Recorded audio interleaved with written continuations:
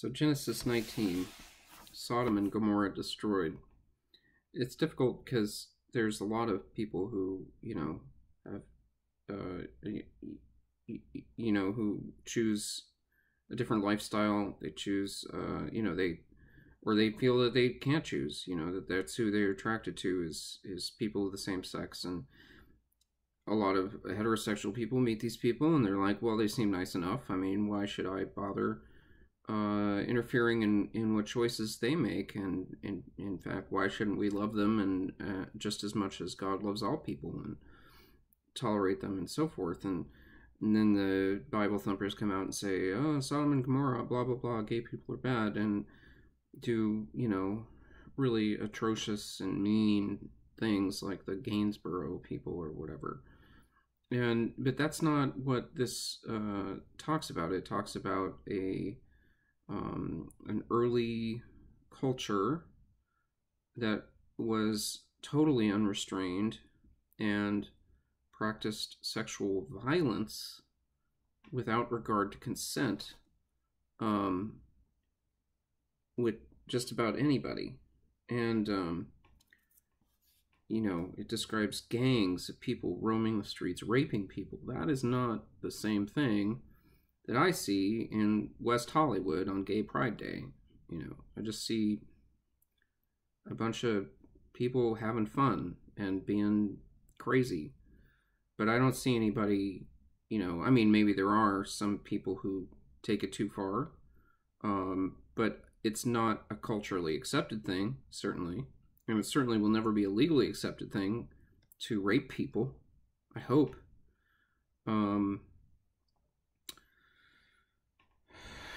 Notwithstanding the recent appointee to the Supreme Court and all the allegations against him, which is, to me, a bit scarier than the prospect of it being okay to accept gay people into mainstream culture. Anyway, the two angels arrived at Sodom in the evening, and Lot was sitting beside the gateway of the city. When he saw them, he got up to meet them and bowed down with his face to the ground. My lords, he said, please turn aside to your servant's house. You can wash your feet and spend the night, and then go your way early in the morning. No, they answered, we will spend the night in the square. But he insisted so strongly that they did go with him and entered his house. He prepared a meal for them, baking bread without yeast, and they ate. Before they had gone to bed, all the men from every part of the city of Sodom, both young and old, surrounded the house. They called to Lot, where are the men who came to you in the night? Bring them out to us so that we can have sex with them. Without regard to consent or their willingness or desire, and that's just what they do. That's not just being homosexual. If the angels had been women, it would have been the same thing. It's just unrestrained sexual violence. Something had gone wrong in these people at a fundamental level.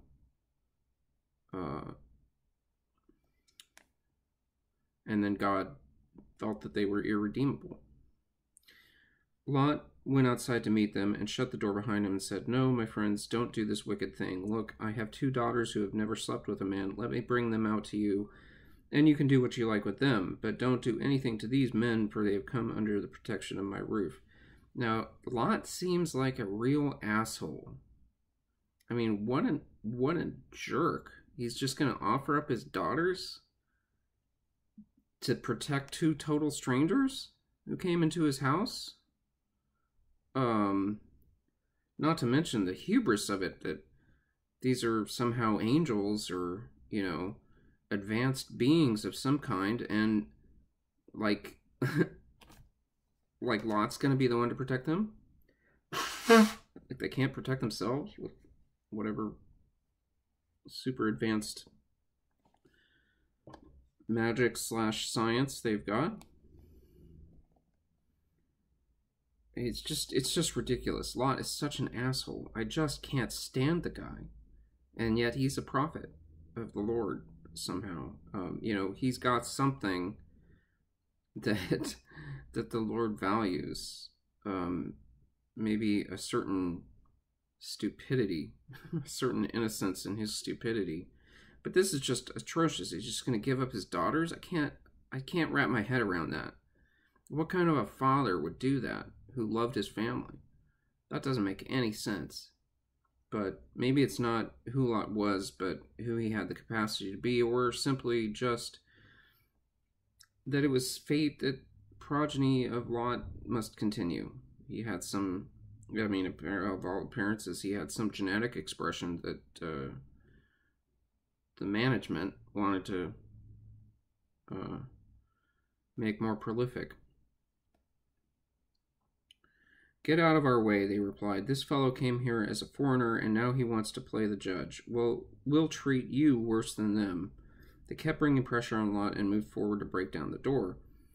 But the men inside reached out and pulled Lot back into the house and shut the door. Then they struck the men who were at the door of the house, young and old, with blindness, so that they could not find the door. Just a bright light, flashbang. I don't know, lasers. Any number of things could achieve that. Or maybe it was, maybe they got some kind of neurological ray that just control parts of the brain, or maybe they're connected with God, and God can do that.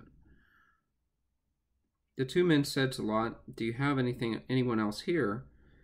Sons-in-laws, sons or daughters, or anyone else in the city who belongs to you. Get them out of here, because we are going to destroy this place. The outcry to the Lord against its people is so great that he has sent us to destroy it. So Lot went out and spoke to his sons-in-laws, who were pledged to marry his daughters. He said, hurry and get out of this place, because the Lord is about to destroy the cities. But his sons-in-law thought he was joking. With the coming of dawn, the angels urged Lot, saying, hurry, take your wife and your 2 daughters who are here, or you will be swept away when the city is punished.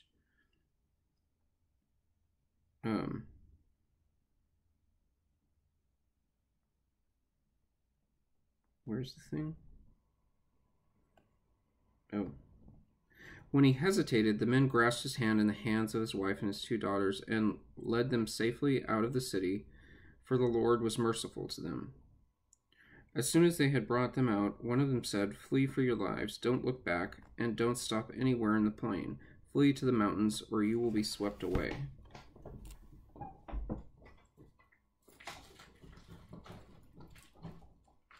Sorry, I gotta find my glasses. But Lot said to them, no, my lords, please. Your servant has found favor in your eyes, and you've shown great kindness to me in sparing my life. But I can't flee to the mountains. This disaster will overtake me, and I'll die. Look, here is a town near enough to run to, and it is small. Let me flee to it. It is very small, isn't it? Then my life will be spared. He said to him, very well, I will grant this request too. I will not overthrow the town you speak of, but flee there quickly, because I cannot do anything until you reach it. That is why the town was called Zoar, which the footnote says means small. By the time Lot reached Zoar, the sun had risen over the land. Then the Lord rained down burning sulfur on Sodom and Gomorrah from the Lord out of the heavens.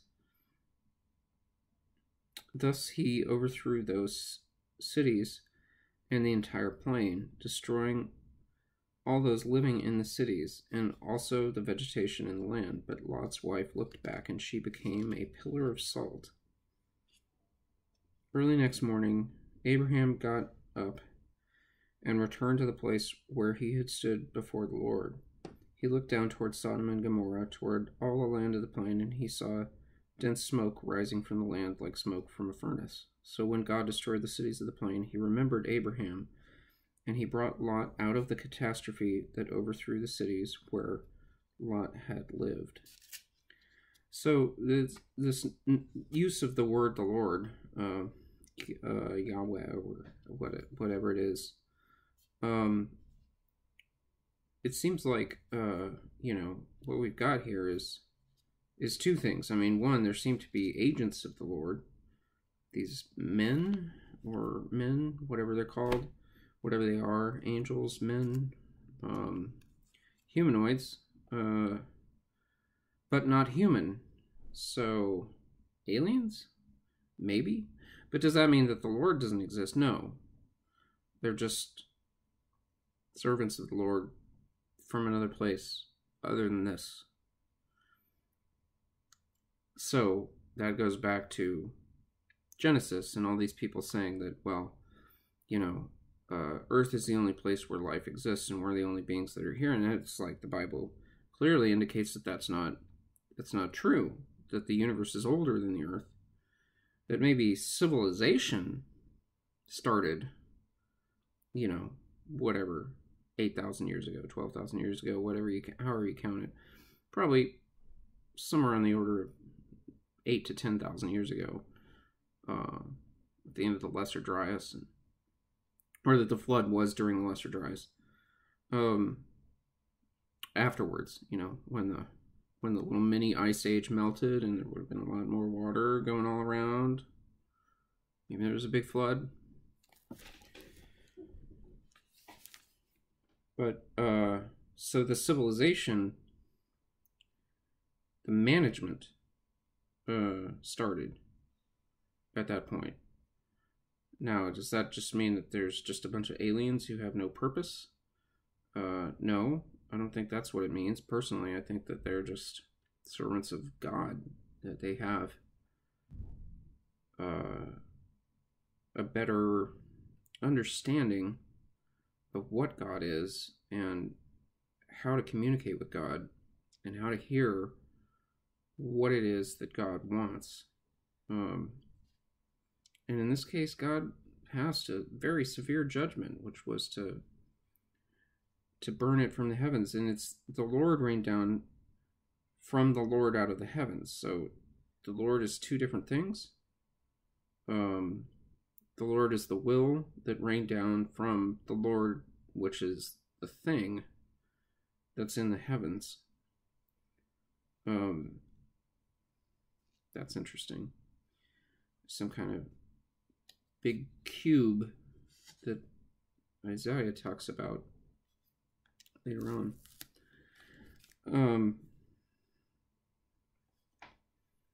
Lot and his two daughters left Zoar and settled in the mountains, for he was afraid to stay in Zoar.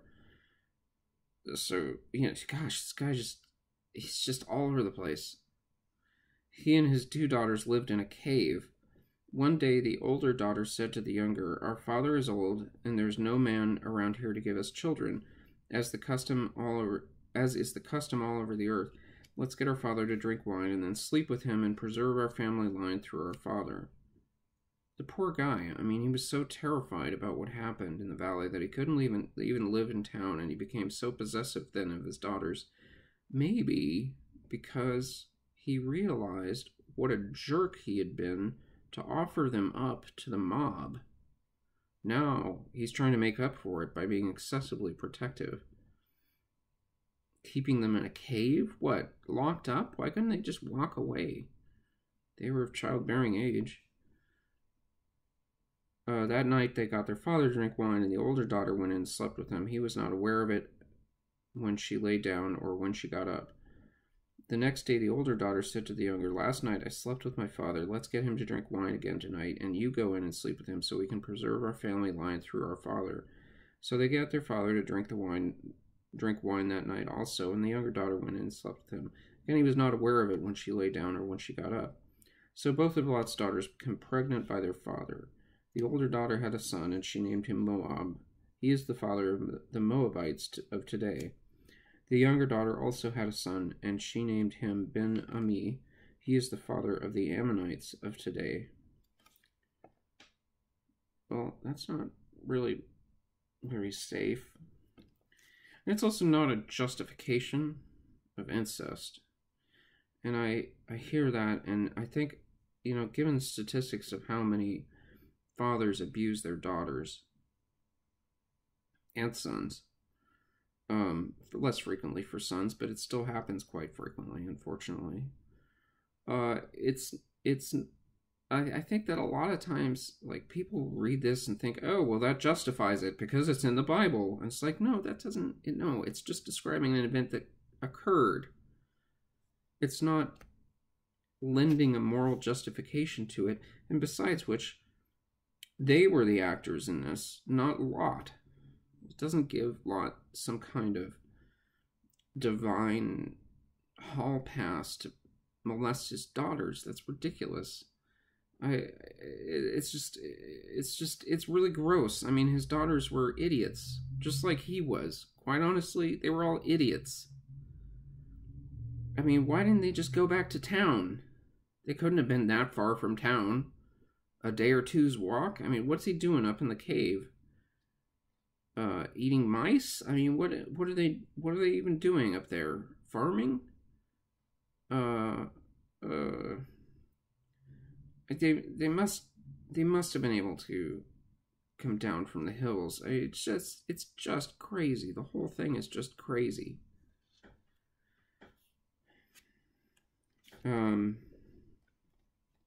Presumably the Ammonites and the Moabites then, mixed it up with other people from other places and, restored the health of their genes from this act of inbreeding.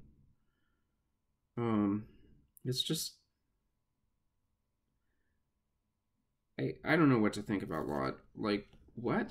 Why is he any? I mean, just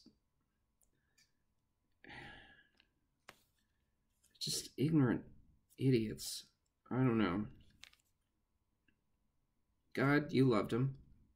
And that's the thing. I mean, ignorant idiots who make mistakes still get loved by God. You have to be pretty freaking lousy to not be loved by God. And even these people in Sodom and Gomorrah who were destroyed because the suffering that they caused was so great. Were they not also loved by God? Did he not release them from the burden of what they had become? And